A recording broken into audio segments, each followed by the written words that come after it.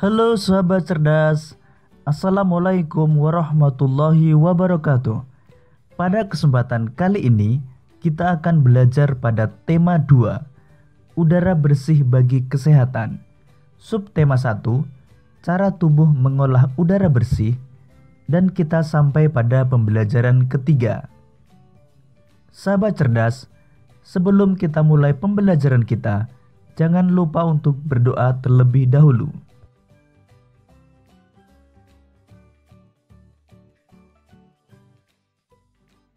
Semua makhluk hidup memerlukan oksigen untuk bernapas. Oksigen tersedia melimpah jika lingkungan kita bersih dan banyak tumbuhan hijau. Menciptakan lingkungan bersih dan banyak tumbuhan hijau menjadi tanggung jawab kita. Sahabat cerdas, agar kita mengetahui betapa pentingnya tumbuhan hijau bagi kehidupan kita, mari kita baca bacaan yang berjudul Hari Menanam Pohon.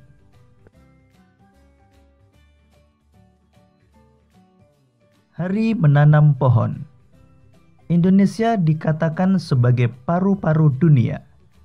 Sebutan itu disematkan karena di Indonesia terdapat hutan yang sangat luas. Daun-daun di hutan mengeluarkan oksigen berlimpah. Oksigen merupakan unsur penting bagi kehidupan. Namun sayangnya, hutan kita semakin berkurang akibat kebakaran atau penebangan pohon di hutan secara liar. Oleh karena itu, pemerintah bersama rakyat berusaha mengurangi kerusakan hutan. Salah satu upaya yang dilakukan yaitu menanam kembali pohon di lingkungan.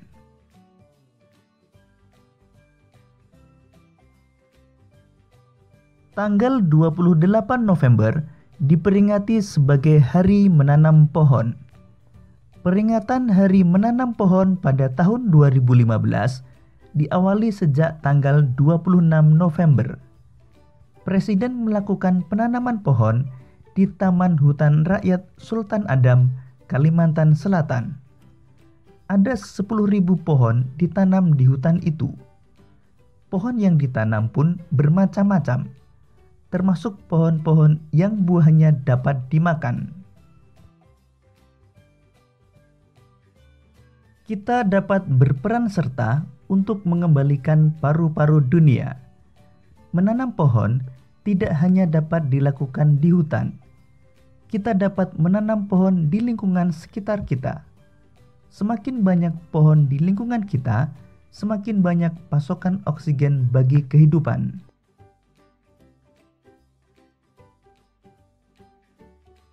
Berdasarkan bacaan Hari Menanam Pohon, kita dapat melengkapi peta pikiran berikut ini.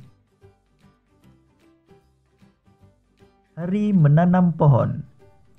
Hari Menanam Pohon diperingati setiap tanggal 28 November. Kegiatan menanam pohon dilakukan di Taman Hutan Rakyat Sultan Adam, Kalimantan Selatan.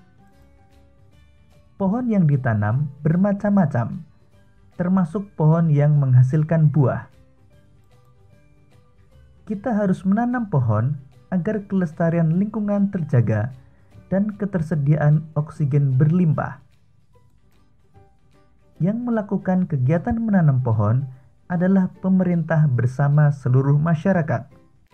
Kegiatan yang dilakukan adalah menanam pohon untuk mengurangi kerusakan hutan dan mengembalikan paru-paru dunia.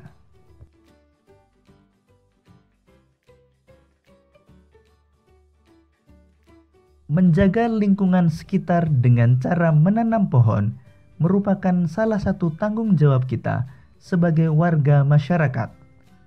Semua warga masyarakat mempunyai tanggung jawab dalam menciptakan kenyamanan dan keamanan lingkungan tempat tinggalnya. Sahabat cerdas, tahukah kalian apa saja tanggung jawab kita sebagai warga masyarakat?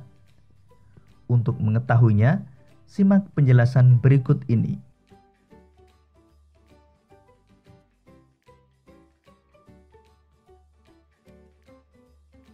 Tanggung jawab sebagai warga masyarakat. Tanggung jawab merupakan sikap terpuji yang hendaknya dimiliki setiap individu. Sikap tanggung jawab mencerminkan nilai karakter setiap individu. Jadi karakter seseorang tercermin dalam sikap tanggung jawabnya, baik terhadap diri sendiri, orang lain, masyarakat, maupun bangsa dan negara. Lalu apa yang dimaksud dengan tanggung jawab itu?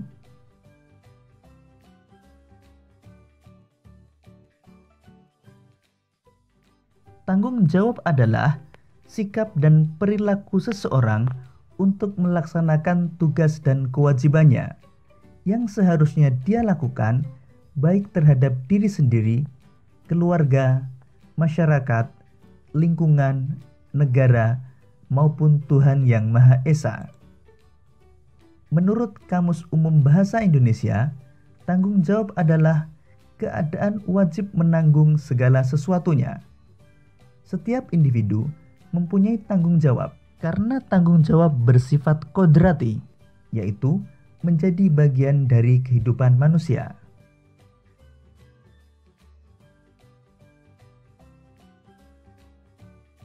Tanggung jawab setiap individu meliputi berbagai jenis.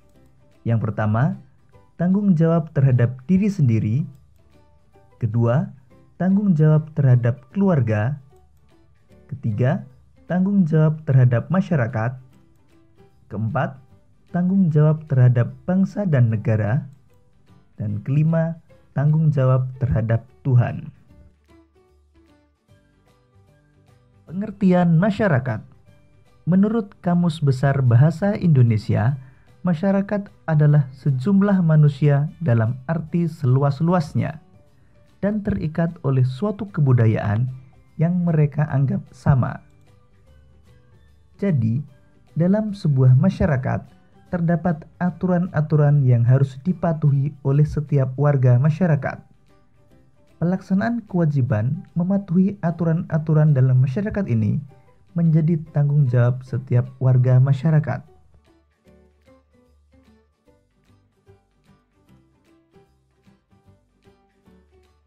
Jadi berdasarkan pengertian tanggung jawab dan pengertian masyarakat tadi, kita dapat menyimpulkan bahwa tanggung jawab sebagai warga masyarakat adalah tugas dan kewajiban yang harus dilaksanakan seseorang dalam kedudukannya sebagai warga masyarakat.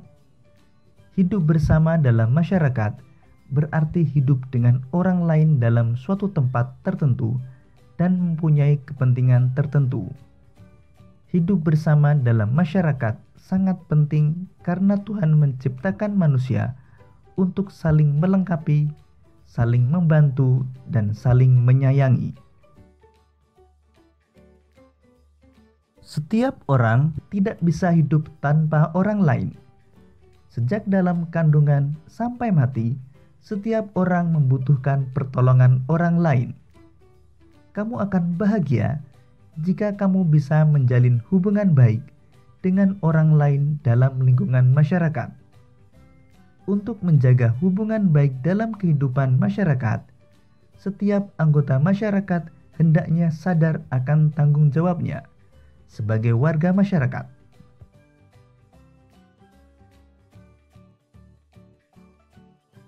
Sahabat cerdas, demikian tadi penjelasan tentang tanggung jawab sebagai warga masyarakat. Pada pembelajaran sebelumnya, kita telah belajar tentang kondisi geografis Indonesia yang beragam.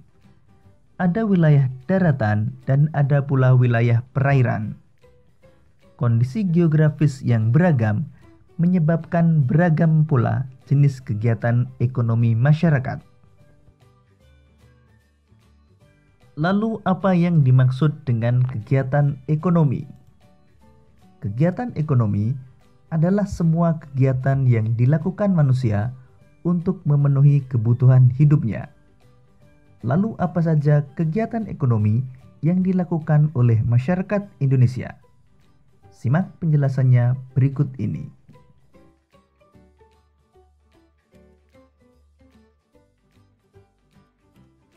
Jenis-jenis usaha ekonomi masyarakat Indonesia. Pertama, usaha agraris. Usaha agraris meliputi kegiatan pertanian dan perkebunan. Sektor usaha agraris terdapat di daerah pedesaan dan pegunungan. Hasil pertanian dan perkebunan antara lain padi, jagung, ubi, kedelai, sagu, umbi-umbian, sayuran, dan buah-buahan. 2. Usaha peternakan. Peternakan adalah kegiatan usaha budidaya hewan yang diambil hasilnya. Hasil peternakan terdiri atas daging, telur, susu, kulit, dan bulu. Jenis peternakan dapat dibedakan sebagai berikut. Pertama, peternakan hewan kecil, misalnya kelinci, kambing, dan domba. Kedua, peternakan hewan besar, misalnya sapi, kerbau, dan kuda. Ketiga, peternakan unggas, misalnya ayam, itik, burung, dan puyuh.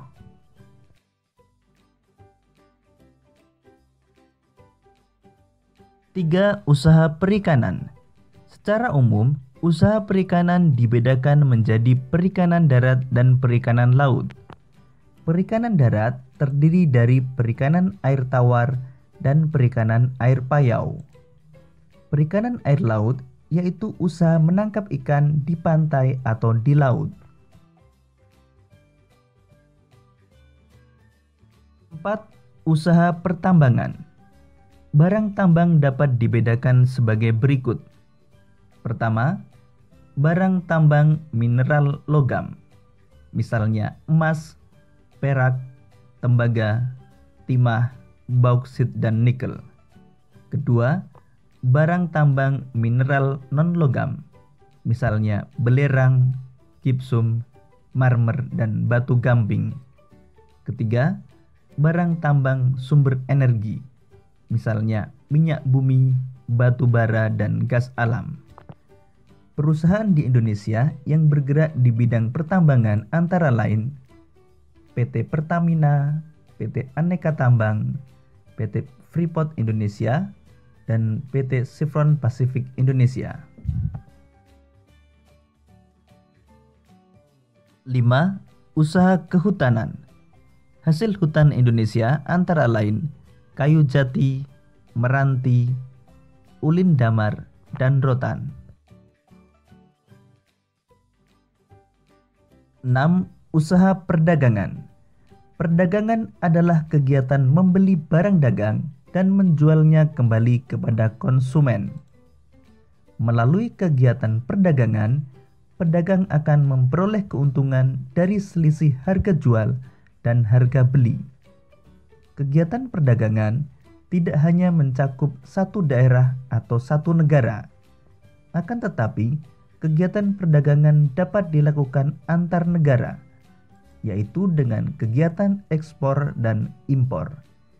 Ekspor adalah usaha menjual barang dari dalam negeri ke pasar luar negeri. Sedangkan impor adalah usaha memasukkan barang dari negara lain ke pasar dalam negeri.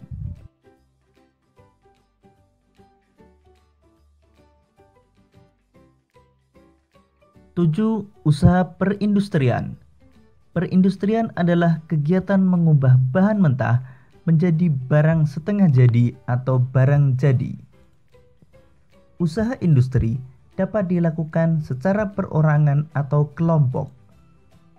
Usaha industri dapat dikelompokkan menjadi industri rumah tangga atau home industry, industri sedang, dan industri besar. Contoh industri di Indonesia adalah industri makanan dan minuman, kosmetik, obat-obatan, garmen, serta elektronik.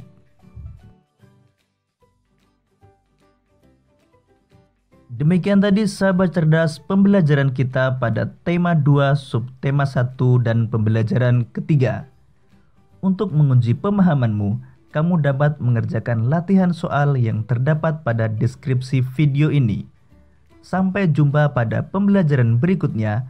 Tetap semangat dan selamat belajar.